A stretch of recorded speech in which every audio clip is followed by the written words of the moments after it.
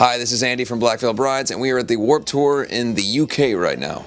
It's almost nothing like the Warped Tour that we're familiar with in the States, in the sense that, Warped Tour is a very hot, very outdoor, very ever-changing festival in the United States. You know, it's averaging 100-something degrees Fahrenheit every day, and the times that you play is different every day. This being a much more standard European festival style thing.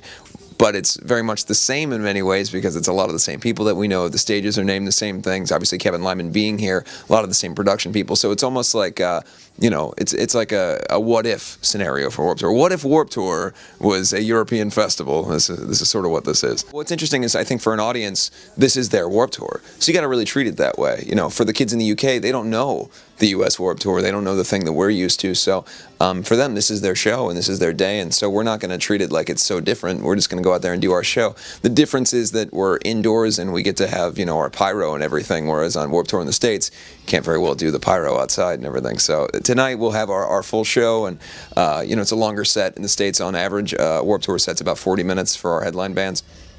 Here we're getting to do the full hour, which I think it's slightly shorter than our usual headline set, but it's a pretty lengthy set for a Warped Tour.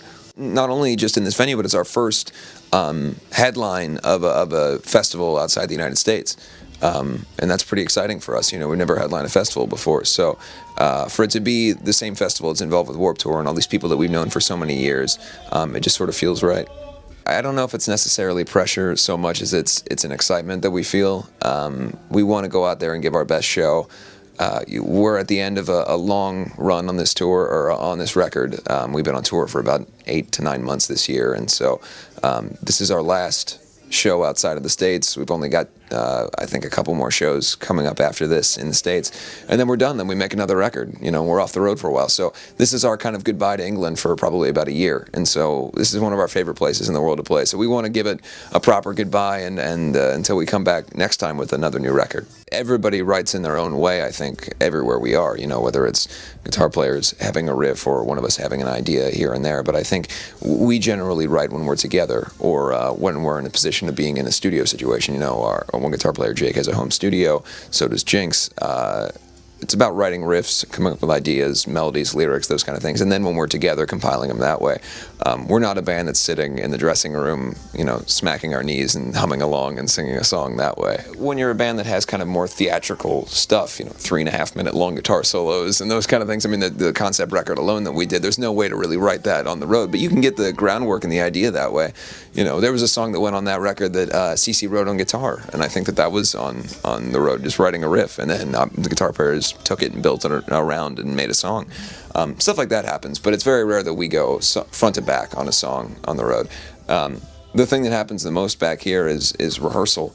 I don't think you'll ever meet a pair of guitar players or anybody that would be as diligent about rehearsing and making sure that they're tight for the shows. I mean, before the show, everybody has their instruments and is playing and making sure that we're ready to go out there and kick ass. We've all been together in this crazy marriage for better part of the last over half a decade, and so to spend time apart and kind of reset, I think is always beneficial for us. Look, we're all friends. We all enjoy laughing and spending time together. We're not one of those bands that is at each other's throats all the time.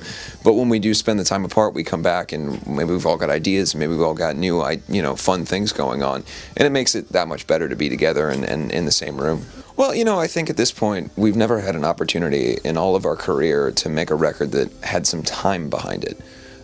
Every record that we've done has been a really quick turnaround, and that's not by design. That's because, times being what they are, the record label goes, have us a record now, and we go, we want to do this crazy concept record, and they go, well, you have 2 months to do it, so good luck with that. And now we've kind of, by virtue of the fans, we've got an opportunity to take a little bit of time.